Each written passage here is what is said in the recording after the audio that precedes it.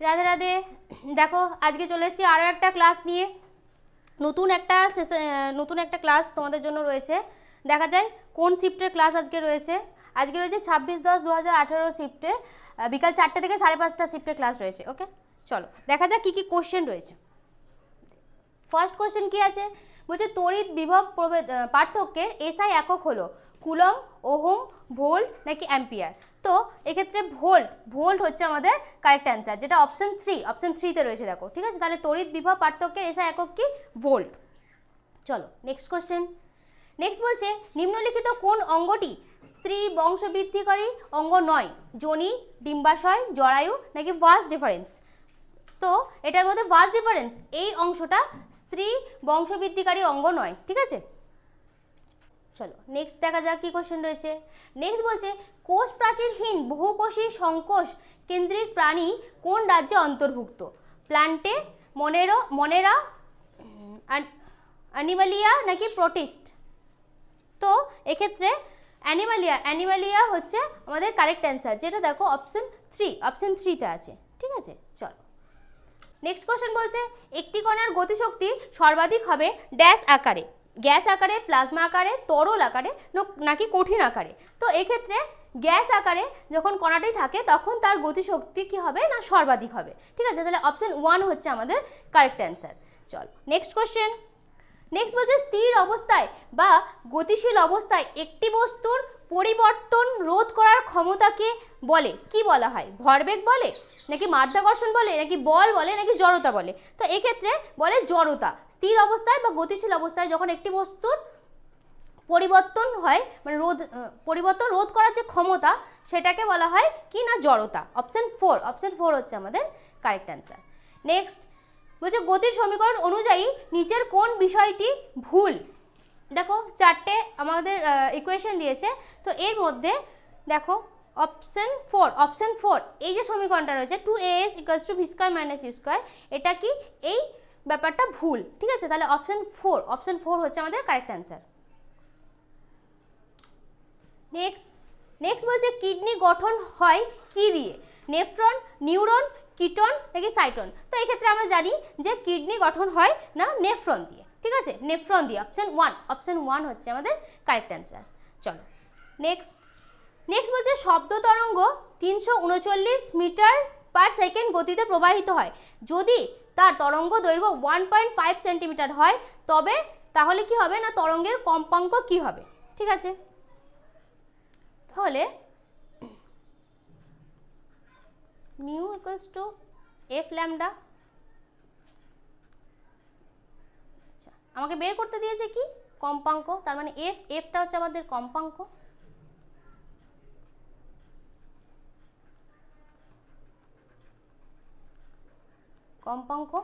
আচ্ছা, মিউটা কি বলছে? মিউটা হচ্ছে শব্দ তরঙ্গ। ঠিক আছে, তরঙ্গ তাহলে কত? 339 metre per second. 339 metre per second. আচ্ছা, ল্যামডা কি? ল্যামডা মানে হচ্ছে তরঙ্গ দৈর্ঘ্য। তাহলে তরঙ্গ দৈর্ঘ্য কত? 1.5 সেন্টিমিটার। আচ্ছা, এটাকে চেঞ্জ করে আমরা মিটারে যাব। তাহলে 1.5কে যদি আমি সেন্টিমিটার থেকে মিটারে চেঞ্জ করি, তাহলে 10⁻² দিয়ে কি হবে না এটা গুণ হবে। ঠিক আছে, তাহলে এবার এফের জায়গায় বসাই আমরা। এফ ইকুয়ালস টু হচ্ছে 339 বাই হচ্ছে 1.5 ইন্টু 10⁻²। আচ্ছা, এবার আমি যদি এটাকে কাটাকাটি করি তাহলে আসবে আমার 226, আর এই 10⁻²টা উপরে চলে যাচ্ছে, তাহলে 10² মানে হচ্ছে 22,600 হার্টজ। ঠিক আছে, তাহলে অপশন 2 হচ্ছে আমাদের কারেক্ট অ্যান্সার। চলো নেক্সট কোশ্চেন। ড্যাশ হলো অক্সিজেনের সাপেক্ষে হ্যালোজেন শ্রেণীর সর্বাধিক যোজ্যতা। তাহলে অক্সিজেনের সাপেক্ষে হ্যালোজেন শ্রেণীর সর্বাধিক যোজ্যতা কত? 2, 8, 10 নাকি 7। তো এক্ষেত্রে 7 হলো অক্সিজেনের সাপেক্ষে হ্যালোজেন শ্রেণীর সর্বাধিক যোজ্যতা। ঠিক আছে, অপশন 4 হচ্ছে আমাদের কারেক্ট অ্যান্সার। নেক্সট বলছে সবচেয়ে বাইরে অবস্থিত কক্ষে উপস্থিত ইলেকট্রনের সংখ্যাকে বলা হয় ভ্যালেন্স প্রোটন, ভ্যালেন্স সংখ্যা, ভ্যালেন্স পরমাণু নাকি ভ্যালেন্স ইলেকট্রন। তো সবচেয়ে বাইরে অবস্থিত কক্ষে যে ইলেকট্রন থাকে সেটাকে বলা হয় ভ্যালেন্স ইলেকট্রন, ঠিক আছে। অপশন 4 হচ্ছে কারেক্ট অ্যান্সার। নেক্সট বলছে নিম্নলিখিত প্রক্রিয়াগুলির মধ্যে কোনটি সূর্য থেকে সৌরশক্তি উৎপাদন করতে সংঘটিত হয়? বিয়োজন, দহন ক্রিয়া, পারমাণবিক ফিউশন নাকি পারমাণবিক ফিশন। তো এই ক্ষেত্রে পারমাণবিক ফিউশন প্রক্রিয়ার মাধ্যমে কি হয় না সূর্য থেকে সৌরশক্তি উৎপাদিত হয়। তাহলে অপশন 4 হচ্ছে কারেক্ট অ্যান্সার। নেক্সট 15 কেজি ভরের বস্তু 5 মিটার পার সেকেন্ড স্কোয়ার ত্বরণে চললে বস্তুটির উপর বল প্রয়োগের পরিমাণ কত হবে? তাহলে আমরা এটা বলতে পারি যে F=ma, বল হচ্ছে, এই সূত্রটা আমরা অ্যাপ্লাই করতে পারবো। তাহলে m মানে ভরটা কত? 15 কেজি। আচ্ছা, এ মানে কি? এ মানে হচ্ছে আমাদের ত্বরণ, তাহলে ত্বরণ কত? 5 মিটার পার সেকেন্ড স্কোয়ার। তাহলে বসাই F=15 × 5, তার মানে 75 নিউটন। অপশন 4 হচ্ছে কারেক্ট অ্যান্সার। ওকে, নেক্সট বলছে নিচের কোন শক্তিটি সর্বদা ধনাত্মক থাকে? মহাকর্ষ শক্তি, বিভব শক্তি, গতিশক্তি নাকি স্থিতিশক্তি। তো এই ক্ষেত্রে সবসময় ধনাত্মক থাকে হচ্ছে গতিশক্তি, ঠিক আছে। অপশন 3 হচ্ছে আমাদের কারেক্ট অ্যান্সার। চলো নেক্সট বলছে নিচের কোনটি মেরুদণ্ডী প্রাণী নয়? মাছ, ব্যাঙ, গিরগিটি নাকি কেঁচো। তো দেখো মাছ, ব্যাঙ, গিরগিটি এবং কেঁচো এর মধ্যে মেরুদণ্ডী প্রাণী নয় হচ্ছে কেঁচো, ঠিক আছে, যেটা অপশন 4 এ দেখো রয়েছে আমাদের কারেক্ট অ্যান্সার। ওকে, নেক্সট বলছে একটি বৈদ্যুতিক বাল্বের ফিলামেন্ট দ্বারা 5 মিনিটে 0.5 অ্যাম্পিয়ার বিদ্যুৎ প্রবাহ হয়। তাহলে বিদ্যুৎ প্রবাহ দিয়ে প্রবাহিত বৈদ্যুতিক আধানের পরিমাণ কত হবে? তাহলে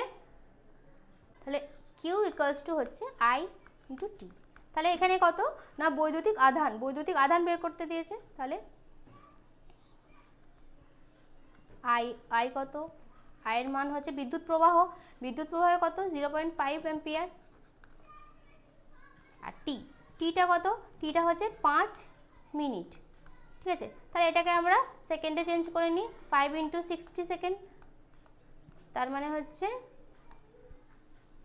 300 সেকেন্ড, ঠিক আছে। তাহলে এবার এটাকে এখানে বসাই,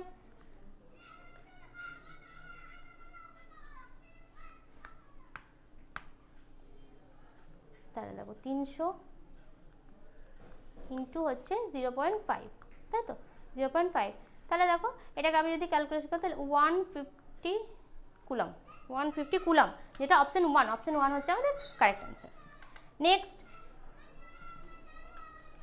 বলছে মেন্ডেলিভের পর্যায় সারণীতে উপাদানগুলি যে ক্রম অনুসারে সাজানো হয় সেটি হলো বাড়তি পরমাণুর ভর, হ্রাস পারমাণবিক ভর নাকি পরমাণু সংখ্যা বৃদ্ধি নাকি হ্রাস পরমাণু সংখ্যা। তো সেক্ষেত্রে পরমাণুর ভর বৃদ্ধির সাথে সাথে মেন্ডেলিভের পর্যায় সারণীর উপাদানগুলিকে এই ক্রম অনুসারে সাজানো হয়, ঠিক আছে। তাহলে অপশন এ হচ্ছে আমাদের কারেক্ট অ্যান্সার, ঠিক আছে। নেক্সট বলছে পরিমাণগতভাবে একটি বস্তুর জড়তা তার ড্যাশ দ্বারা পরিমাপ করা হয়, তার তাপমাত্রা দ্বারা, ঘনত্ব দ্বারা, আয়তন দ্বারা নাকি ভর দ্বারা। তো এই ক্ষেত্রে ভর দ্বারা পরিমাপ করা হয়, ঠিক আছে। অপশন 4 হচ্ছে কারেক্ট অ্যান্সার। নেক্সট নিচের কোনটি প্রকৃতিতে বিভিন্ন রূপে উপস্থিত আছে? ম্যাগনেসিয়াম, কার্বন, সিলিকন, তো পটাশিয়াম। এদের মধ্যে দেখো কার্বন কি না বিভিন্ন রূপে কিন্তু উপস্থিত আছে, ঠিক আছে, প্রকৃতিতে। অপশন 2 হচ্ছে কারেক্ট অ্যান্সার। চলো নেক্সট কোশ্চেন কি বলছে, একটি পণ্য হিসাবে গঠিত হয় যখন ক্যালসিয়াম অক্সাইড জলের সঙ্গে প্রতিক্রিয়া করে। তো সেক্ষেত্রে কি গঠিত হয়? তামা গঠিত হয়, ক্যালসিয়াম অক্সাইড গঠিত হয় নাকি স্লেট লাইম গঠিত হয় নাকি ক্যালসিয়াম গঠিত হয়। তো দেখো এটার অ্যান্সার হচ্ছে কি না স্লেট লাইম, ঠিক আছে, বা আকরিক চুন। অপশন 3 হচ্ছে কারেক্ট অ্যান্সার, ঠিক আছে।